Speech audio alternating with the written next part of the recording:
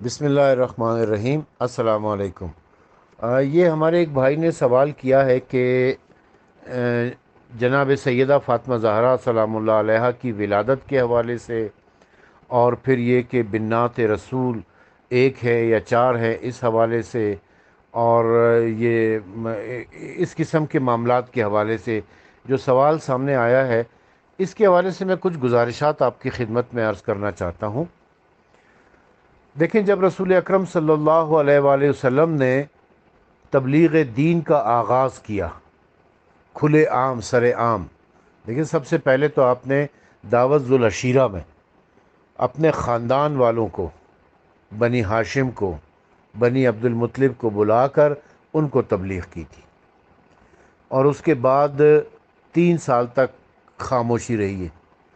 3 سال کے بعد پھر اللہ تعالیٰ کا حکم آیا کہ مکے اور اس کے ارد گرد کے جو لوگ ہیں ان کو آپ تبلیغ اسلام کی دعوت دیں، اسلام کی دعوت دیں ان کو آپ۔ تب رسول اکرم صلی اللہ علیہ وآلہ وسلم کوہ صفا پر کھڑے ہو گئے، اور وہاں پر آپ نے لوگوں کو جمع کیا۔ ایھا الناس، اگر میں یہ کہوں کہ اس پہاڑ کے پیچھے سے ایک لشکر آ رہا ہے جو تمہیں ابھی غرق کر دے گا، مار دے گا، تباہ کر دے گا، تو کیا تم میری بات پر یقین کرو گے؟ سب نے کہا جی ہم یقین کریں گے۔ کہا کیوں یقین کرو گے؟ کہا اس لیے کہ آپ کو 40-43 سال ہو گئے ہمارے درمیان، ہم نے آپ کو کبھی جھوٹ بولتے ہوئے نہیں دیکھا ہے۔ کہا کہ اچھا، اگر میرے جانے کے بعد تم دیکھو کہ پہاڑ کے پیچھے سے کوئی لشکر نہیں آ رہا ہے تو پھر میرے بارے میں کیا سوچو گے؟ ان کفار نے کہا کہ ہم یہ سوچیں گے کہ ہم اندھے ہو گئے ہیں، پر آپ نے جھوٹ نہیں بولا ہے۔ تب آپ نے کہا کہ قولوا لا الہ الا اللہ تفلحوا، کہہ دو کہ اللہ واحد وحدہ لا شریک ہے، وہی عبادت کے لائق ہے، وہ اس کے علاوہ کوئی عبادت کے لائق نہیں ہے۔ جن 360 بتوں کی تم پوجا کرتے ہو یہ غلط ہے، یہ جھوٹ ہے، ان کی پوجا چھوڑ دو۔ بس لوگوں نے آپ کی مخالفت شروع کر دی اور اٹھا کے آپ کو پتھر مارنے شروع کر دیے۔ پھر اس کے بعد آپ تبلیغ دین کرتے رہے، لوگ مسلمان ہونا شروع ہوئے، آہستہ آہستہ آہستہ آہستہ لوگ مسلمان ہونے لگے۔ جیسے جیسے لوگ مسلمان ہونے لگے ویسے ویسے کفار مکہ کی سازشیں آپ کے خلاف شروع ہونے لگی۔ کفار مکہ کے جو سردار تھے وہ اکٹھے ہوئے، انہوں نے میٹنگ کی اور یہ دیکھا کہ بھئی لوگ جو ہے وہ محمد صلی اللہ علیہ وآلہ وسلم کی طرف راغب ہو رہے ہیں، ان کی بات سن رہے، ان کی بات کا اثر لے رہے اور اسلام کو قبول کر رہے، تو لہٰذا کیا کیا جائے؟ تو انہوں نے کہا کہ اس کے خلاف، رسول اکرم کے خلاف ایک مہم چلائی جائے، ایک پروپیگنڈا مہم چلائی جائے۔ پروپیگنڈا مہم کیا ہو کہ جی دیکھو، چونکہ عورتیں ان کی طرف آ رہی ہیں تو عورتیں جادو سے ڈرتی ہیں، لہٰذا یہ مشہور کر دیا جائے کہ معاذ اللہ ثم معاذ اللہ رسول اللہ جادوگر ہے۔ لوگ، عوام الناس جو ہے وہ ان میں یہ مشہور کر دیا جائے کہ یہ شاعر ہے، تاکہ ان کی باتوں کی طرف توجہ نہ دیں، جو کچھ یہ کہہ رہے یہ شاعری ہے۔ جو مقتدر حلقے تھے ان میں یہ مشہور کر دیا جائے کہ بھئی یہ حکومت کا لالچی ہے، حکومت حاصل کرنا چاہتا ہے، لہٰذا یہ اس قسم کی باتیں کر رہا ہے، تاکہ مقتدر حلقے اس کی طرف متوجہ نہ ہو اور ان کی باتوں کو نہ سنیں، ان کی طرف دھیان نہ دیں۔ تو جتنے بھی معاشرے کے اندر طبقات موجود تھے، ان طبقات کو متنفر کرنے کے لیے مختلف طریقے انہوں نے استعمال کیے۔ یہاں تک کہا کہ جی یہ مجنون ہو گیا، پاگل ہو گیا، بچوں کو ان کے پیچھے لگا دیا کہ جاؤ ان کو پتھر مارو۔ اب یہ جتنے بھی الزامات لگائے گئے نا، مثلا جادوگر ہونا، مجنون پاگل ہونا، شاعر ہونا، حکومت کا لالچی ہونا، وغیرہ وغیرہ، یہ سارے الزامات کی تردید اللہ تعالیٰ نے قرآن مجید کے اندر کی۔ میرے حبیب، یہ لوگ آپ کو جادوگر کہتے ہیں، اللہ جانتا ہے کہ آپ جادوگر نہیں ہیں۔ یہ اس سے پہلے جو انبیاء گزرے ہیں ان کو بھی ایسا کہا کرتے تھے۔ میرے حبیب، یہ آپ کو شاعر کہتے ہیں، اللہ جانتا ہے کہ آپ شاعر نہیں ہیں۔ یہ گزشتہ انبیاء کے بارے میں بھی ایسا کہتے تھے۔ میرے حبیب، ہر بات جو بھی الزام لگایا اس کا اللہ تعالیٰ نے ڈیفینس کیا، اللہ تعالیٰ نے اس کی وکالت کی اور بتایا، ایک طرف نبی سائیں کو حوصلہ دیا کہ آپ حوصلہ رکھیں، یہ الزامات جو آپ کے اوپر لگائے جا رہے ہیں یہ صرف آپ کے اوپر نہیں لگائے جا رہے، بلکہ یہ پہلے انبیاء کے اوپر بھی یہ الزامات لگتے رہے ہیں، یہ تہمتیں لگتی رہی ہیں۔ اور ساتھ ساتھ کفار مکہ کو بھی جواب دے دیا کہ بھئی تم جو جادوگر کہہ رہے ہو، شاعر کہہ رہے ہو، مجنون کہہ رہے ہو، یہ سب خرافات ہے، یہ سب بکواسات ہے۔ اللہ کا رسول ہے یہ، محمد صلی اللہ علیہ وسلم اللہ کے رسول ہے، ان کے اوپر وحی آتی ہے، یہ نبی ہے وغیرہ وغیرہ۔ یہ قرآن مجید ایسی آیات سے بھرا پڑا ہے۔ یہ جتنے بھی تانے دیے جاتے تھے، جتنے بھی تہمتیں لگائی جاتی تھی، بہتان لگائے جاتے تھے، ان میں ایک تانا ایسا تھا جس کا رسول اکرم صلی اللہ علیہ وسلم کو بہت دکھ ہوا۔ باقی جو تانے تھے، تہمتیں تھیں، اس کا دکھ نہیں ہوا، کیونکہ جب کہا جاتا تھا کہ یہ جادوگر ہے تو ان کو پتا تھا کہ میں جادوگر نہیں ہوں۔ وہ تو جانتے، کم از کم اپنے بارے میں تو وہ جانتے تھے نا کہ میں جادوگر نہیں ہوں، لہٰذا وہ اس الزام کی کوئی پرواہ نہیں کرتے تھے۔ جب کہا گیا کہ یہ مجنون ہے، پاگل ہے یہ، تو وہ جانتے تھے کہ میں پاگل نہیں ہوں۔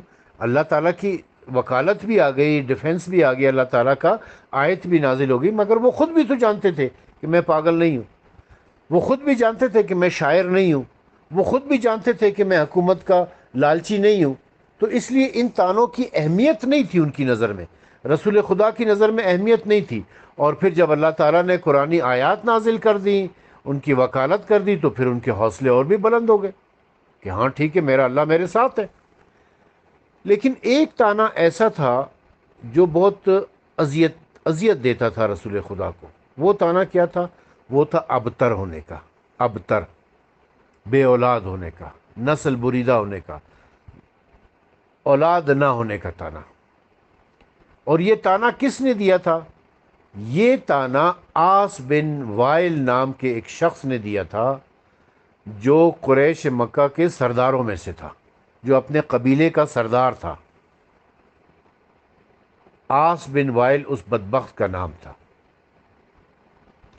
اس نے یہ تانا دیا کہ انت ابتر، تم بے اولاد ہو، تم نسل بریدہ ہو، تمہاری کوئی نسل نہیں، تمہاری کوئی اولاد نہیں ہے۔ جب تم مر جاؤ گے تو تمہارا دین بھی تمہارے ساتھ ہی ختم ہو جائے گا۔ وہ کافر تھا، مگر یہ جانتا تھا کہ دین کو بچانے والے، دین کو چلانے والے، دین کو آگے بڑھانے والے اولاد ہی ہوا کرتی ہے۔ اس مشن کو آگے لے جانا، اس ویژن کو آگے لے جانے والی اولاد ہی ہوا کرتی ہے۔ تو وہ یہ تانا دیتا تھا بدبخت کہ آپ ابتر ہیں، آپ بے اولاد ہیں۔ وہ یہ تانا کیوں دیتا تھا؟ اس لیے کہ جناب ختیجۃ الکبریٰ کے ساتھ جب آپ کی شادی ہوئی تھی، اس وقت آپ کا ایک بیٹا، سب سے پہلے آپ کا ایک بیٹا پیدا ہوا، قاسم۔ وہ بچپن میں فوت ہو گئے۔ پھر آپ کا ایک بیٹا پیدا ہوا، عبداللہ، وہ بھی بچپن میں فوت ہو گئے۔ بعض تاریخوں میں کہ آپ کے دو بیٹے اور پیدا ہوئے تھے، طیب اور طاہر، وہ بھی بچپن میں فوت ہو گئے تھے۔ لیکن بعض تاریخوں میں یہ کہ طیب اور طاہر جو ہے وہ قاسم اور عبداللہ کو ہی کہا جاتا ہے۔ بہرحال اب دو بیٹے ہوں یا چار بیٹے ہوں، یہ بچپن میں فوت ہو گئے۔ جب فوت ہو گئے تو لوگوں نے تانے دینے شروع کر دیے ان کو، اور تانے دینے والوں میں سب سے جو بڑا آدمی تھا، بدبخت جو تھا، وہ آس بن وائل تھا۔ اب لوگ یہ کہتے ہیں کہ رسول خدا کی 3 بیٹیاں اور بھی تھیں۔ اگر بالفرض محال ہم یہ مان لیں کہ ان کی 3 بیٹیاں تھیں، تو پھر یہ جو تانا دیا جا رہا ہے اس کی کوئی اہمیت نہیں رہتی، اس کی کوئی ویلیو نہیں رہتی۔ یہ تانا تانا نہیں رہتا، کیونکہ بیٹیاں ہی صحیح، اولاد تو ہے۔ اور اگر یہ کہیں کہ جی وہ اولاد نیرینہ کا تانا دیا کرتے تھے، یعنی لڑکا نہیں ہے ان کا، تو پھر لڑکا تو ان کا آخر تک کوئی بھی نہیں ہوا ہے۔ ان کی جو اولاد چلی ہے، رسول اکرم کی جو اولاد ہے، جو نسل آگے چلی ہے، وہ تو ان کی بیٹی سیدہ فاطمہ زہرا سلام اللہ علیہا سے چلی ہے۔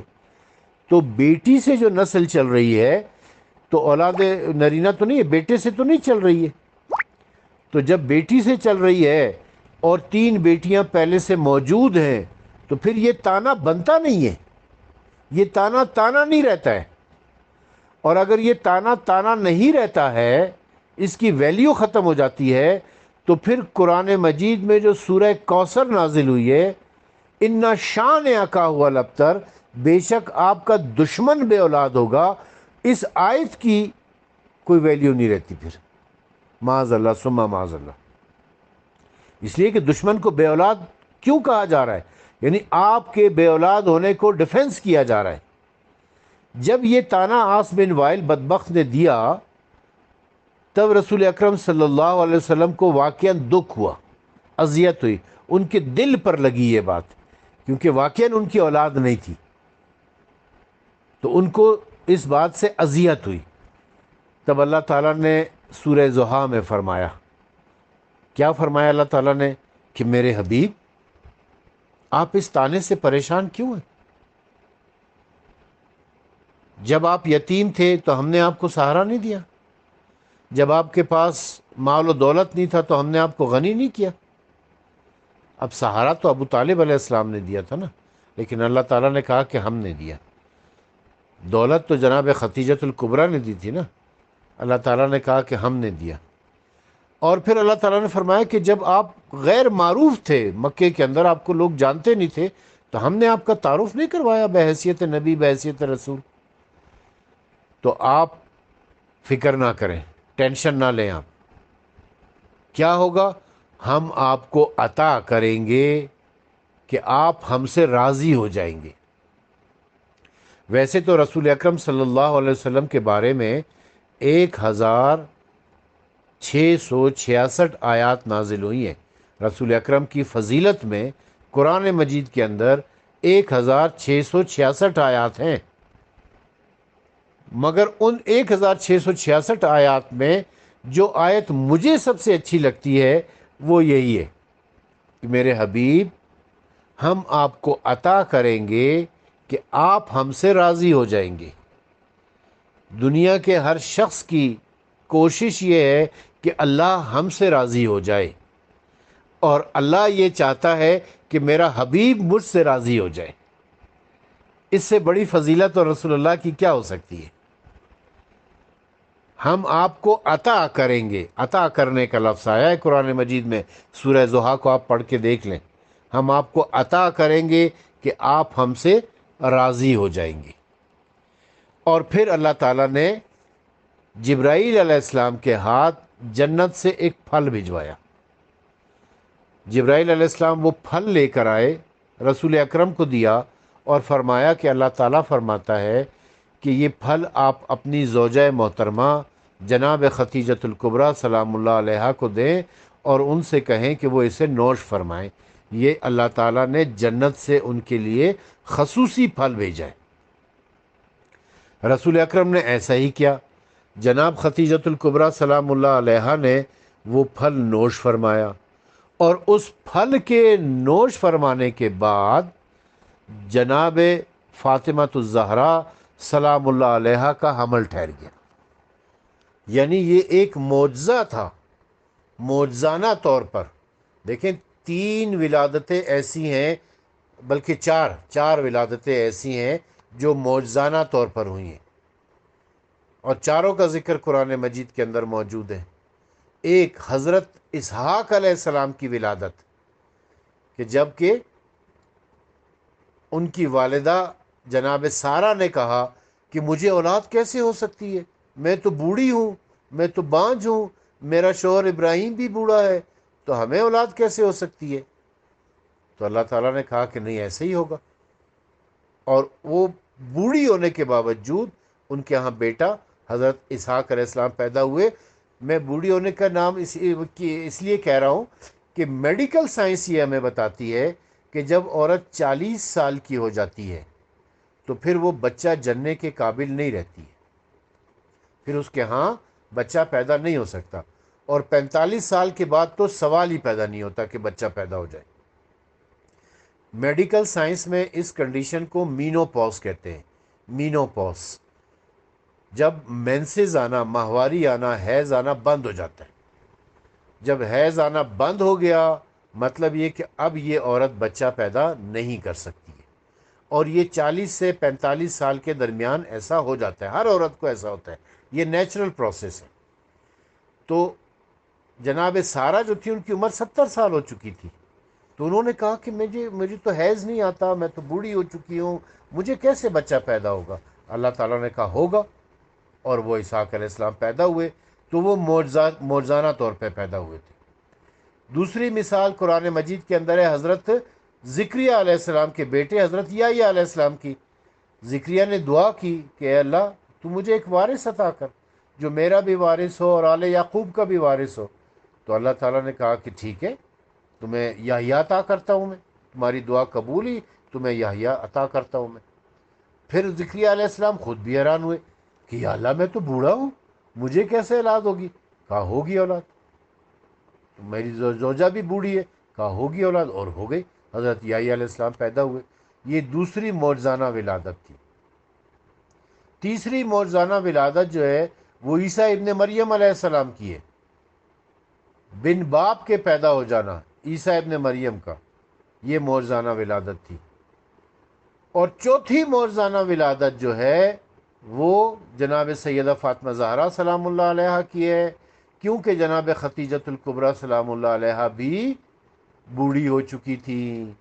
ان کی عمر اس وقت 55 سال کے قریب تھی جب سیدہ فاطمہ زہرا سلام اللہ علیہا کی ولادت ہوئی ہے.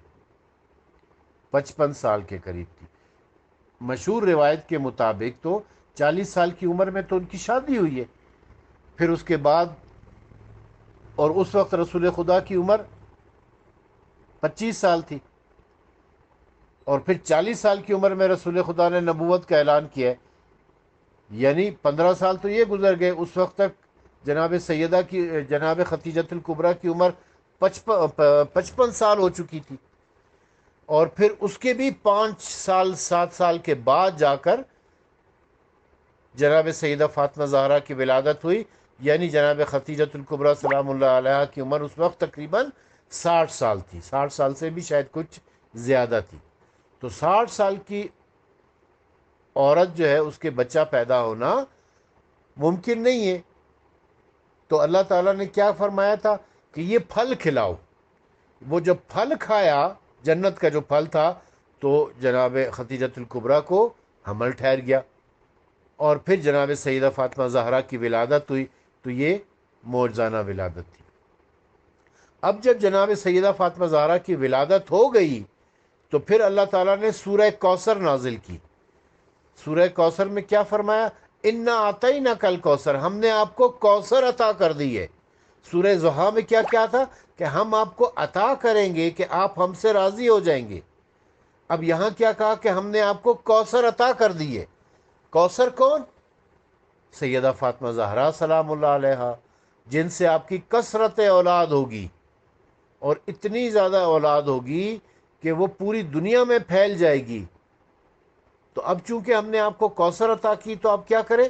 فصل لربک وانحر، اپنے رب کی نماز پڑھیں اور قربانی دیں. تو رسول خدا نے فرمایا کہ یا اللہ نماز تو میں پڑھتا ہوں. کہا ہاں 5 وقتی نماز تو آپ بھی پڑھتے ہیں، آپ کی امت بھی پڑھے گی، مگر چونکہ ہم نے آپ کو کوثر عطا کی ہے لہٰذا آپ کو ایک ایکسٹرا نماز پڑھنی ہے. اور وہ نماز کیا ہے؟ شکرانے کے طور پہ. وہ نماز کیا ہے؟ وہ تہجد کی نماز ہے، جو رسول اکرم کے اوپر فرض تھی، امت کے اوپر فرض نہیں ہے. ونہر، اور قربانی دے. قربانی دینا سے دیکھیں ونہر کا لفظ ہے. ونہر، نہر کرنا. نہر کرنا کیا ہوتا ہے؟ جب آپ جانور کو ذبح کیا جاتا ہے، جتنے بھی جانور ہیں، مرغی ہے، مرغا ہے، بکری ہے، بکرا ہے، گائے ہے، بیل ہے، دمبا ہے، دمبی ہے، ان کو ذبح کیا جاتا ہے. ذبح کرنا کیا ہوتا ہے؟ گردن کو آگے سے کاٹنا، یہ ذبح کرنا ہوتا ہے. لیکن اونٹ کو نہر کیا جاتا ہے. اونٹ کو نہر کیا جاتا ہے. کیوں؟ وہ پیچھے سے گردن کو مارا جاتا ہے، پیچھے سے نیزہ یا تلوار یا چھرا جو ہے وہ پیچھے سے مارا جاتا ہے. آگے سے چونکہ اس کو گرایا نہیں جا سکتا نا، جب تک ذبح کرنے کے لیے جانور کو گرانا ضروری ہے. گرے گا نہیں تو ذبح نہیں ہو سکتا. تو اونٹ چونکہ بڑا جانور ہے اسے گرایا نہیں جا سکتا، اس لیے اونٹ کو نہر کیا جاتا ہے. یعنی سائیڈ سے یا پیچھے سے اس کو چھرا مار کے یا تلوار مار کے اس کی گردن کو کاٹا جاتا ہے، اور پھر وہ خون آہستہ آہستہ نکلتا ہے. اسے کہتے ہیں نہر کرنا. اونٹ کو نہر کیا جاتا ہے. تو یہاں قرآن مجید میں اللہ تعالیٰ نے کیا فرمایا؟ ونہر، قربانی دو. کس طریقے سے؟ جیسے نہر کرنا ہے، نہر کرو. اب آپ پوری اسلامی تاریخ اٹھا کے دیکھ لیں، آدم علیہ السلام سے لے کر آج تک کی تاریخ، نہر اگر کوئی ہوا ہے تو وہ صرف ایک ہوا ہے، اور وہ سید الشہداء مظلوم کربلا امام حسین علیہ الصلوۃ والسلام، سجدے کی حالت میں پیچھے سے تلوار ماری گئی اور ان کا سر تن سے جدا کیا گیا۔ تو نہر کرنا کیا، یہاں جو کہہ رہے ہیں نا نہر کرو، تو نہر کس کو کرنا؟ امام حسین علیہ السلام کی قربانی اصل میں نہر ہونا ہے۔ تو رسول اللہ نے پوچھا کہ یا اللہ میں کیا قربان کروں؟ یعنی نہر سے تو پتہ چلتا تھا کہ اونٹ قربان کروں۔ تو اللہ تعالیٰ نے کہا نہیں میرے حبیب، ہم نے تمہیں کثرت اولاد دی ہے نا، ہم نے تمہیں کوثر عطا کی ہے نا، اولاد عطا کی ہے نا، لہٰذا ہم قربانی بھی تمہاری اولاد کی مانگتے ہیں، تمہاری اولاد قربانی دے میرے دین کی خاطر، میری خاطر، میرے دین اسلام کی خاطر قربانی دے۔ اور آپ دیکھ لیں کہ سیدہ فاطمہ زہرا سے لے کر امام حسن عسکری علیہ السلام تک ساری اولاد زہرا نے، ساری اولاد رسول نے اپنی جانیں قربان کی اسلام کی خاطر۔ خصوصاً یہ نہر کا لفظ جو ہے یہ امام حسین علیہ السلام کے اوپر بالکل منطبق ہوتا ہے۔ پھر کیا فرمایا اللہ تعالیٰ نے؟ اِنَّ شَانِئَکَ هُوَ الْأَبْتَرُ، بے شک آپ کا دشمن بے اولاد ہوگا۔ دشمن کون ہے؟ یہ بے اولاد ہونے کا تانا کس نے دیا تھا؟ یہ آس بن وائل نے یہ تانا دیا تھا۔ آس بن وائل نے تانا دیا تھا آپ کو کہ آپ بے اولاد ہیں۔ تو اللہ تعالیٰ نے کیا کہا؟ بے شک آپ کا دشمن بے اولاد ہوگا۔ یعنی ویسے تو عمومی طور پر ہر دشمن بے اولاد ہوگا، لیکن خصوصی طور پر یہاں شان جو ہے نا، دشمن جو ہے رسول خدا کا، وہ آس بن وائل ہے، اور آس بن وائل کے بے اولاد ہونے کے ذکر کر رہے، اس کے نسل بریدہ ہونے کا ذکر کیا جا رہا ہے کہ وہ بے اولاد بے نسل ہوگا۔ آس بن وائل کا اس وقت تک صرف ایک بیٹا تھا جس کا نام عمر بن العاص ہے۔ عمر بن العاص پہچان گئے آپ اس کو؟ یہ وہی جو معاویہ کا رائٹ ہینڈ تھا، جو معاویہ کو الٹے پلٹے مشورے دیا کرتا تھا۔ یہ عمر بن العاص آس بن وائل کا بیٹا ہے۔ یہ چونکہ پیدا ہو چکا تھا اس لیے اس کے اوپر یہ آیت منطبق نہیں ہوتی۔ اس کے علاوہ پھر آس بن وائل کی اور کوئی اولاد نہیں ہوئی ہے، اور پھر عمر بن العاص کی آگے کوئی اولاد نہیں ہوئی ہے۔ عمر بن العاص کی آگے کوئی اولاد نہیں تھی۔ یہ معاویہ کی چمچگیری کرتا رہا، اس کی چاپلوسی کرتا رہا، اسے غلط مشورے دیتا رہا، مصر کا گورنر بھی بنا، جو کچھ بھی ہوا، لیکن یہ عمر کے زمانے میں بھی مصر کا گورنر رہا ہے عمر بن العاص، لیکن اس کی اولاد آگے نہیں چلی ہے، کیونکہ قرآن نے کہہ دیا تھا کہ آپ کا دشمن آس بن وائل بے اولاد ہوگا۔ تو نہ آس بن وائل کی پھر کوئی اولاد ہوئی عمر بن العاص کے علاوہ، اور نہ ہی عمر بن العاص کی آگے کوئی اولاد ہوئی ہے۔ اس کی نسل وہیں ختم ہو کے رہ گئی ہے۔ اب کوئی اس دنیا میں ایسا شخص نہیں ہے جو یہ کہہ سکے کہ میں عمر بن العاص کی یا آس بن وائل کی اولاد ہوں اس کی نسل سے۔ تو یہاں عرض کرنے کا مقصد یہ تھا کہ اگر بالفرض محال رسول اکرم صلی اللہ علیہ وآلہ وسلم کی 4 بیٹیاں پہلے سے تھیں، 3 بیٹیاں پہلے سے تھیں، یعنی زینب، رقیہ اور ام کلثوم، تو پھر یہ جو بے اولاد ہونے کا تانا دیا جا رہا ہے یہ غیر مؤثر ہے۔ یہ تانا نہیں دیا جا سکتا تھا پھر، کیونکہ بیٹیاں تو تھیں، لیکن یہ تانا دیا گیا ہے اور قرآن مجید نے اس کا جواب دیا ہے۔ اس کا مطلب یہ ہے کہ یہ تانا حقیقت پر مبنی تانا تھا، اور اس بدبخت کو جو یہ تانا دیتا تھا اس کو اللہ تعالیٰ نے جواب دیا، اور واقعاً اس کی نسل پھر ختم بھی ہو کے رہ گئی۔ اِنَّ شَانِئَکَ هُوَ الْأَبْتَرُ، بے شک آپ کا دشمن بے اولاد ہوگا۔ اب بعض لوگ یہ کہتے ہیں کہ جی یہ کوثر سے مراد حوض کوثر ہے، جو جنت میں ایک حوض ہے، ایک نہر ہے جس کا پانی بہت ٹھنڈا اور میٹھا ہوتا ہے۔ تو میں ان سے کہتا ہوں کہ بھائی یہ اللہ تعالیٰ کا کلام ہے، کسی دیوانے کا کلام نہیں ہے۔ اللہ تعالیٰ کا کلام بے ربط نہیں ہو سکتا ہے۔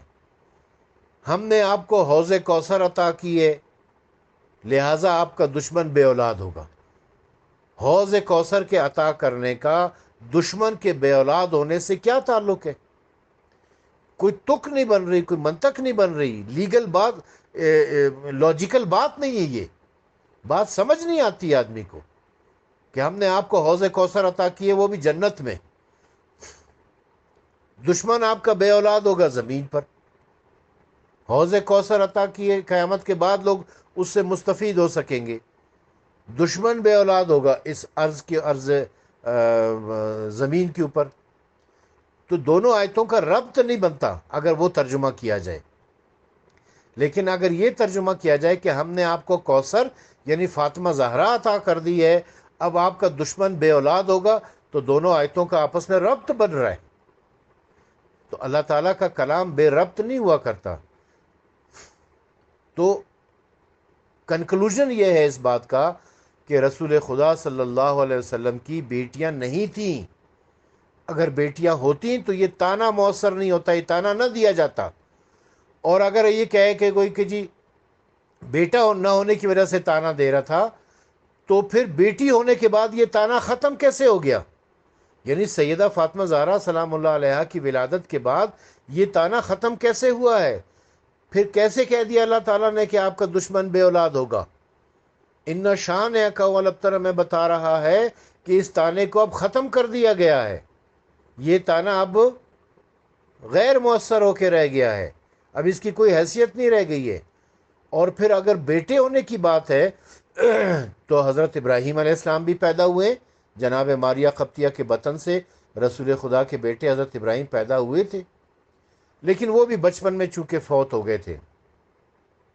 تو نسل جو آگے چلی ہے تو وہ تو سیدہ فاطمہ زہرا سلام اللہ علیہ سے لی ہے۔ تو اس کا مطلب یہ ہوگا کہ سیدہ فاطمہ زہرا ہی اس سورہ کوثر کی تفسیر ہے۔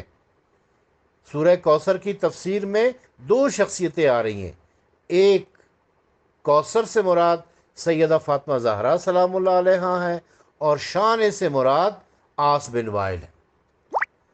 میں یہاں پر آپ کو ایک اور اہم بات بتا دینا چاہتا ہوں کہ آپ صحیح بخاری میں حضرت عمر کے اسلام قبول کرنے والا چیپٹر پڑھیں، باب کھولیں کہ عمر کا اسلام قبول کرنا، اس میں عبداللہ ابن عمر نے دو روایتیں بیان کی ہیں۔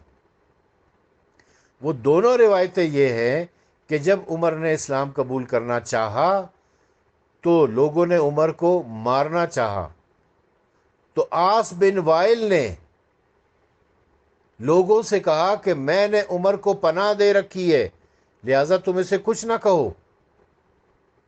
عمر مسلمان ہو رہا ہے اور اسلام کا سب سے بڑا دشمن جسے قرآن شان کہہ رہا ہے، جسے قرآن رسول اللہ کا دشمن کہہ رہا ہے، وہ حضرت عمر کو پناہ دے رہا ہے۔ حضرت عمر کو وہ پناہ دے رہا ہے مسلمان ہونے کے اوپر۔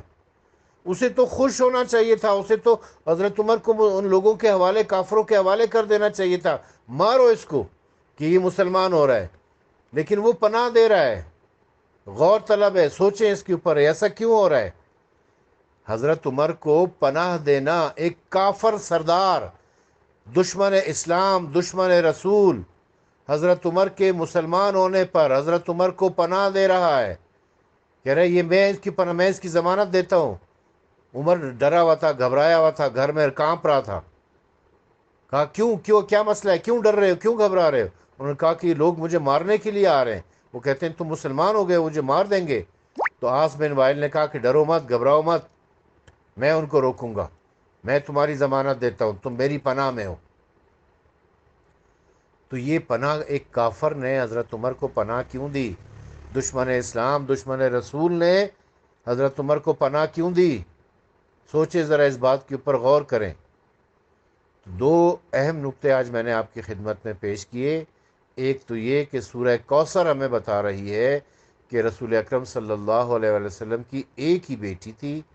وہ جو تین بیٹیاں ہیں وہ رسول اکرم کی صلبی بیٹیاں نہیں تھیں، بلکہ منہ بولی بیٹیاں تھیں، پالی ہوئی بیٹیاں تھیں۔ جناب خدیجۃ الکبریٰ سلام اللہ علیہا کی بہن حالہ کی بیٹیاں تھیں وہ، جن کو رسول اللہ نے باپ بن کر پالا ہے۔ اور دوسری جو اہم بات میں نے آپ کو بتائی ہے کہ حضرت عمر جب اسلام قبول کر رہے تھے تو اسلام کے سب سے بڑے دشمن، رسول اللہ کے سب سے بڑے دشمن عاص بن وائل نے ان کو پناہ دی۔